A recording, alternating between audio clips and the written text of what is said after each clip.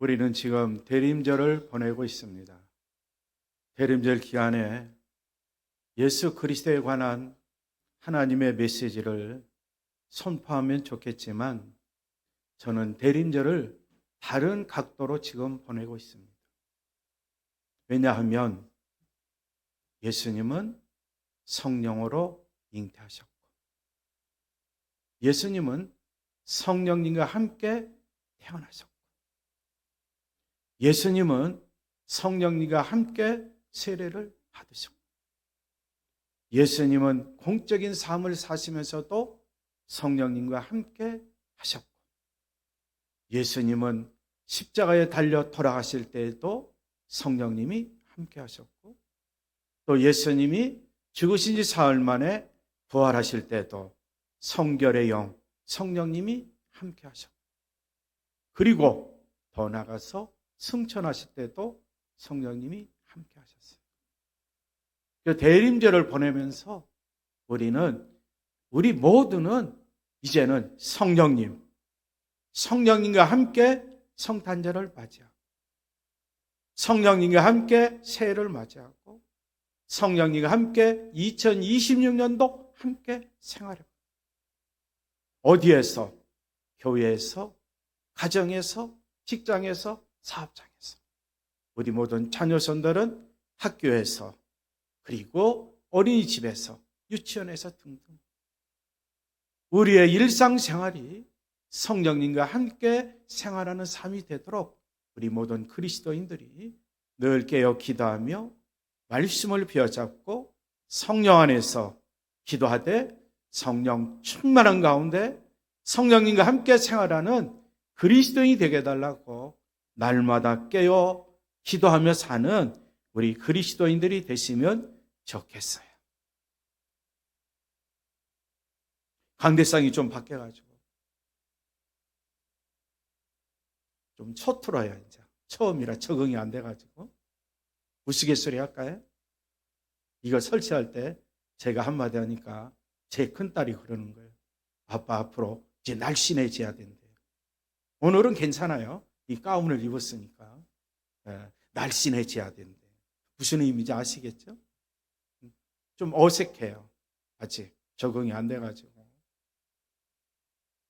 다른 얘기지만 이 강대상이 원목 강대상이 여기까지 오르는 데는 한 꽤 10여 년 이상 걸리지 않았나? 어느 분이 강대상을 바꾸자고 지목 헌금을 들이신 분이 계세요. 근데 그 당시에는 크리스탈이에요. 크리스탈. 크리스탈로 한참 유행된 때예요. 근데 영 마음에 내키지 않는 거예요. 지금. 이거 한때 유행인데 유행이 지나면 폐기물이 되는데 그런 마음이 자꾸 속에서 우러나서 집행을 하지 않았어요. 때가 되니까 원목각으로 이걸 바꿨으니까 이것은 이제 모든 분들이 볼 때마다 다 좋다고 그래요. 우리 교우들만 좋다는 게 아니라 다른 목회자들도 보고 너무나 좋대요. 아주 심플하고 십자가가 있고 그리고 또 앞에 보면은 우리 교단 마크도 있고 청파 성결교회 딱 뜨잖아요. 이거 오랫동안 이제 사용할 건데 이제는 제가 기도하며 바라는 것은 바로 이 강대상, 이 설교단에서는 거룩한 진리의 말씀만 선포되는 거룩한 강단이 되기를 저는 원해요. 이 자리에 서서 세상 이야기 할 필요도 없고 돈 버는 이야기도 할 필요 없고 오직 하나님의 말씀만 정직하게 진솔하게 참된 복음만 증거하면 우리 그리스도인들이 말씀을 통해서 그렇죠. 고기 잡는 법을 가르쳐 줬으니 고기를 잡아가지고 요리도 할 수 있고 먹을 수도 있고 남는 것도 이웃에게 돌려줄 수도 있고 참된 복음만이 증거돼야 돼요. 참된 복음. 그러나 회중들은 때로는 세상 이야기를 듣기 좋아하죠. 농담거리 이야기를 듣기 듣기 좋아하죠? 그거 안 됩니다. 우리의 순수한 마음이 퇴색돼요. 세상에 물듭니다. 그걸 기회로 해서 악한 사탄이 딱 들어옵니다. 그러면 말씀과 거리가 멀어져요. 오직 진리의 말씀만 선포되고 진리의 가르침을 따라 우리 모두가 성령님과 함께 생활하는 그리스도인들이 청과 성결계 온 교우들이 꼭 되시면 좋겠어요. 이제 성령님, 우리가 이제 성령님에 관한 하나님의 말씀을 살펴보려고 하는데, 성령님에 대해서 우리가 알기 위해서는 먼저 알아야 할 분이 있어요. 그분이 누구냐? 예수님이에요. 예수님.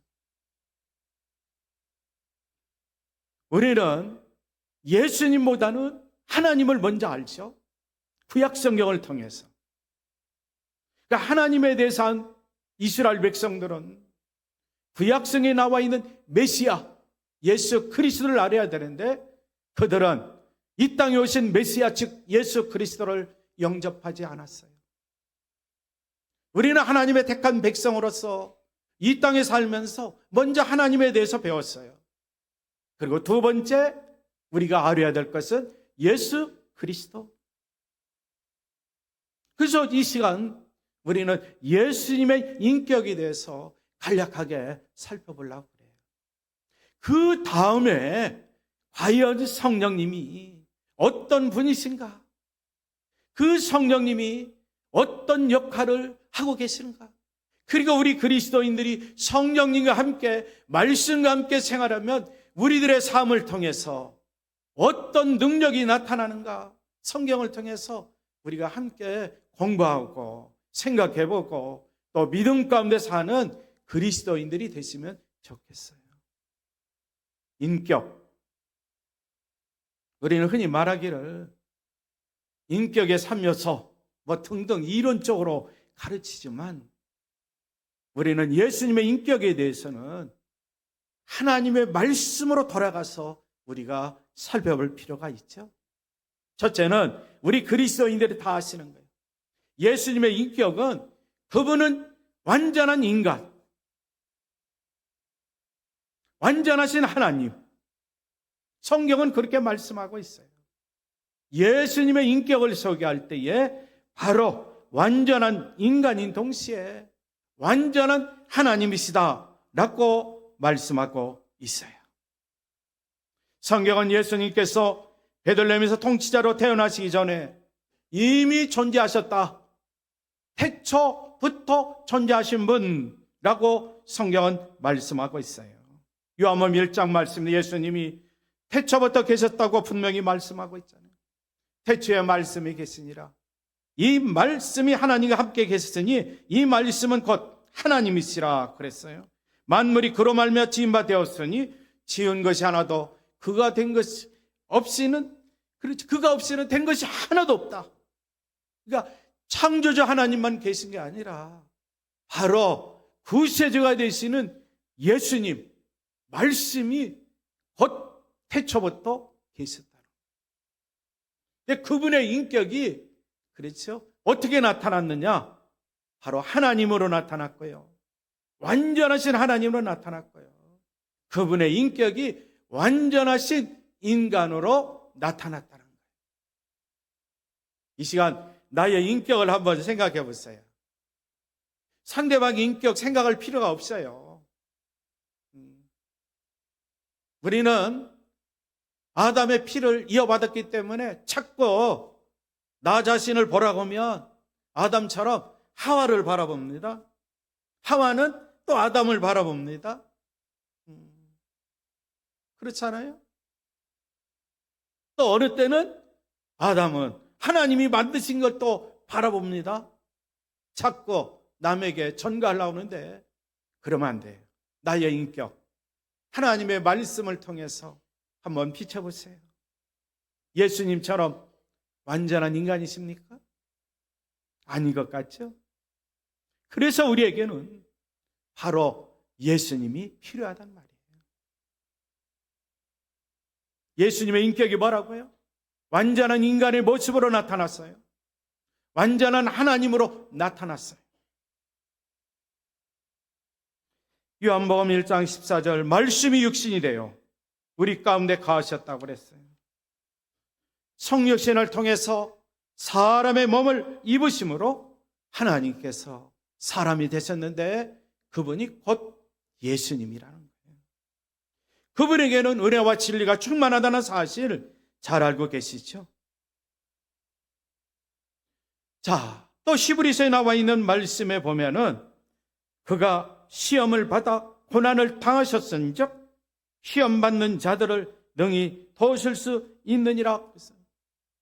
예수님이 이 땅에 오셨는데, 그렇죠? 사람으로 하나님으로 오셨는데 그의 인격을 보니까 우리와 똑같이 몸소 시험을 받으셨다는 거예요. 시험을.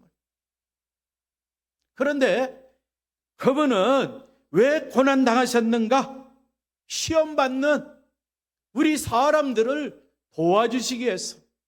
그럼 어떤 자만, 그렇죠? 시험 받는 자들, 고난 받는 자들을 도와줄 수 있을까?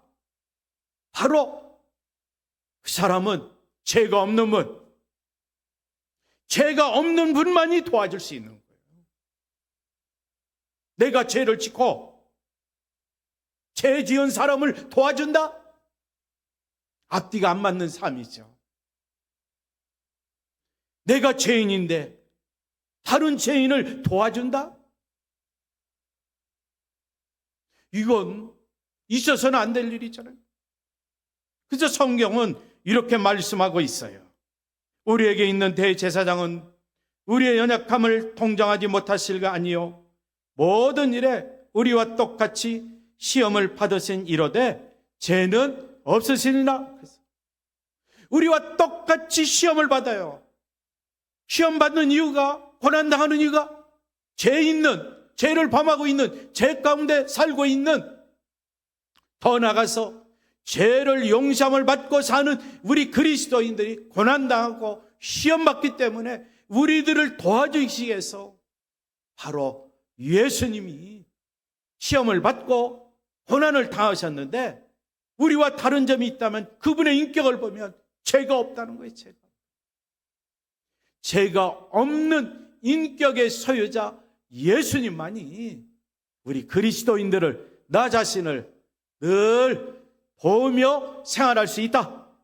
그래서 오늘 또 거룩한 주의 성전에 나와 하나님을 찬양했습니다. 예수 그리스도로 기도합니다. 왜? 그분의 도우심을 받기 위해서. 예수님의 인격이 완전하신 사람의 모양으로 나타나신 그분을 통해서 나타나셨고요. 예수님의 인격이 완전하신 하나님으로 나타나신 그분을 통해서 나타나셨다는 거예요. 예수님의 인격 두 번째는 오늘 본문에 나와 있는 말씀처럼 보혜사를 보내신 예수님이라는 거예요. 다시 말씀드리면 우리가 앞으로 성령님에 대해서, 보혜사에 대해서 이제 공부하고 늘 묵상하고 기도하며 생활할 거예요. 보혜사를 통해서 한 하나님의 일들, 하나님의 사역들, 보혜사가 어떤 능력 가운데 어떤 일을 행하였는가, 이것을 보면 보혜사를 통해서 예수님의 인격을 우리가 깨달을 수 있다는 거죠. 그래서 오늘 본문에 나와 있는 말씀처럼 예수님의 인격 두 번째는 보혜사를 보내신 예수님이라는 사실을 잊지 말아야 됩니다. 오늘 본문, 내가 아버지께 구하겠으니 그가 또 다른 보혜사를 너희에게 주사라고 말씀하고 있어요.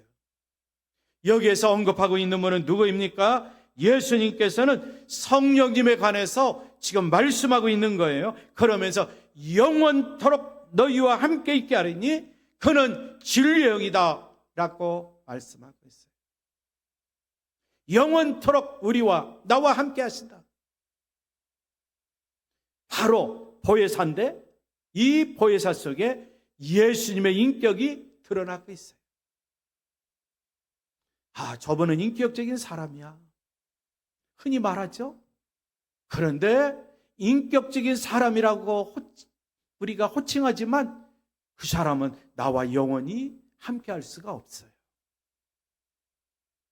우리가 인간적인 말로 인격적인 사람이라고 그러는 거죠.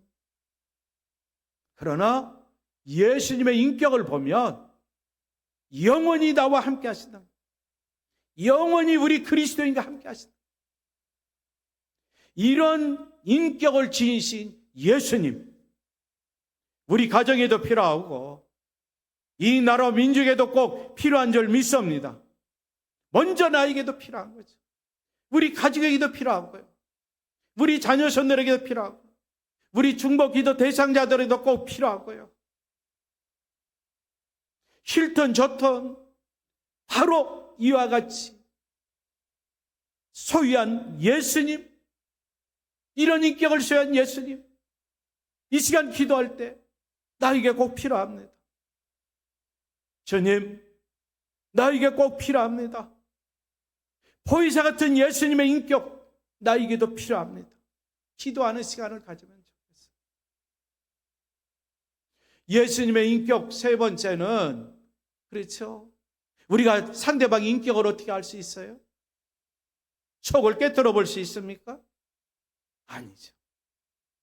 상대방의 말과 행동을 통해서 그분의 인격이 우리가 잣대로, 그렇죠, 재을 수 있어요.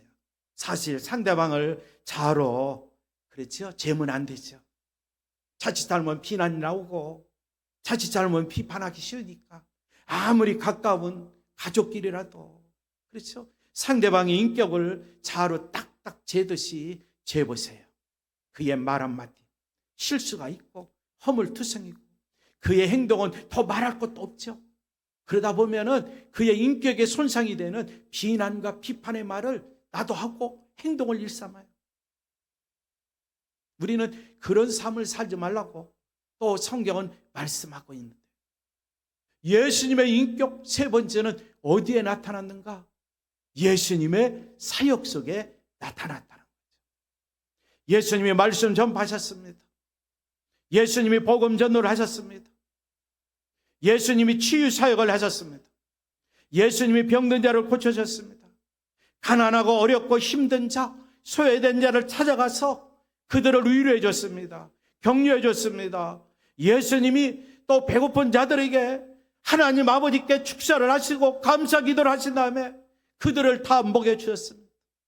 등등 복음서에 나와 있는 예수님의 삶을 보면, 예수님의 사역을 보면 그 삶을 통해서 하시는 모든 일을 통해서 예수님의 인격이 묻어나오고 있다는 것, 우리는 성경을 통해서 깨달을 수가 있는 거예요. 식당에 가서 식사를 어떻게 하느냐, 그것도 그 사람의 인격입니다. 그렇잖아요? 어느 모임에 가는데 내가 어떤 옷을 입고 가느냐, 그것도 자기 자신의 인격을 대변하는 겁니다. 우리 모든 그리스도인들이 교회에 나오실 때에, 그렇죠, 하나님 앞에 나오는 겁니다. 하나님 앞에 나올 때 내가 어떤 마음으로 하나님 존재에 오는가, 어떤 옷을 입고 나오는가, 어떤 자세로 나오는가, 그리고 만나서 어떤 말을 하느냐, 어떤 행동을 하느냐, 어떤 눈빛을 바라느냐, 이 모든 것이 자기의 인격을 대변하고 있는 거예요.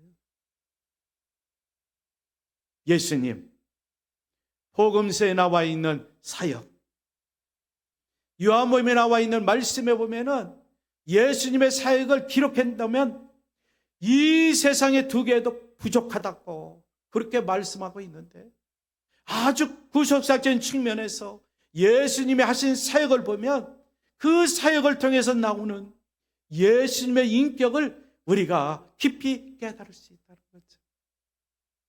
마지막으로는 사도행전 10장 38절에 나와 있는 말씀이죠.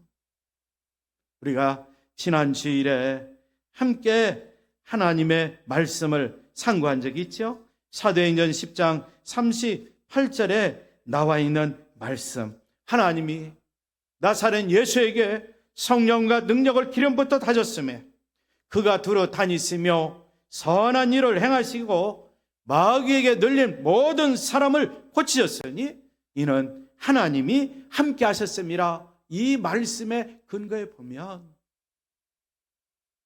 예수님도 선하신 하나님이시라는 거예요. 어떤 젊은이가 예수님을 찾아왔습니다. 선생님, 내가 어떻게 해야 선한 일을 할 수 있습니까? 어떻게 하면 내가 선한 일을 하면 영생을 얻을 수 있습니까? 그래? 선한 이는 오직 하나님만이 선하시다. 예수님이 직접 그를 가르쳤어요. 선하신 분은 하나님이시지만, 그러나 예수님의 모든 삶을 통해서 나타나는 걸 보면 그의 인격이 선하신 하나님과 동등되게 똑같이 나타나셨다는 거죠. 그래서 예수님의 인격은 선하신 하나님으로 대변할 수가 있는 거예요. 이게 좀 어려운 말이지만 종합적으로 이제 말씀을 마치고 기도하는 시간을 가지고, 예수님의 인격, 첫째는 뭘로 나타났다고요? 완전한 인간의 모습, 완전한 하나님으로 나타났어요. 구체적인 건 성경을 보면 우리가 깊이 있게 깨달을 수 있어요. 두 번째는 뭐로 나타났어요? 예수님의 인격이 뭐로 나타났고요? 바로 보혜사 성령님을 통해서 예수님의 인격을 찾아볼 수가 있는 거예요. 세 번째는 뭐예요? 예수님이 하신 사역, 특별히 복음서에 나와 있는 예수님의 일하심. 아버지가 일하시니 나도 일한다 그러면서 예수님이 하신 사역들을 보면 그 사역을 통해서 예수님이 과연 어떤 인격의 소유자인가, 그것을 우리가 그렇죠 캐치할 수 있는. 마지막에 보면은 늘 하나님과 함께 하신 예수님, 그분에게도 선하신 하나님의 인격이 바로 있다는 사실, 이러한 사실을 알고 이제 대림절을 맞이하고 또 성탄절을 맞이하고 새로운 신년을 맞이할 우리 모든 그리스도인들, 예수님의 인격을 닮아가는 삶이 되게 해달라고 기도하시고요. 이제 더 나아가서 주의 말씀과 성령님과 함께 예수님을 생각나게 하고 예수님을 기억나게 하고 예수님을 대변할 수 있는 나 자신, 그러한 인격의 소유자가 되게 해달라고 기도하며 생활하시는, 말씀 가운데 생활하시는, 주님을 찬양하며 감사하며 생활하면서 하나님께 영광 돌리며 생활하시는 우리 모든 그리스도인들이 다 되시기를 바랍니다. 이 시간에 합심으로 기도하겠습니다. 하나님 감사합니다. 하나님 감사합니다. 우리 모든 그리스도인들 예수님을 믿고 따르고 있습니다. 이제는 깊이 있게 예수님의 인격을 닮아가면서 예수님의 대변자가 꼭 되게 하여 주옵소서. 예수님을 기억나게 하는 그리스도인, 예수님을 생각나게 하는 그리스도인, 예수 그리스도의 향기만을 바랄 수 있는 그리스도의 삶이 되도록 도와주시고 복을 내려 주시옵소서. 이렇게 하기 위해서는 우리에게 꼭 필요한 것 주의 말씀입니다. 우리에게 필요한 것은 주의 성령입니다. 이 시간도 우리 모든 그리스도인들에게 주의 말씀과 성령으로 충만케 해주시고 어디에서 무엇이라든지 예수님과 함께, 말씀과 함께, 성령님과 함께 생활하면서 예수님의 인격의 대변자로서 쓰임받아 순간순간 하나님께 감사하고 하나님께 영광 돌리는 삶이 꼭 되게 하여 주옵소서. 예수님의 이름으로 기도하옵나이다. 아멘.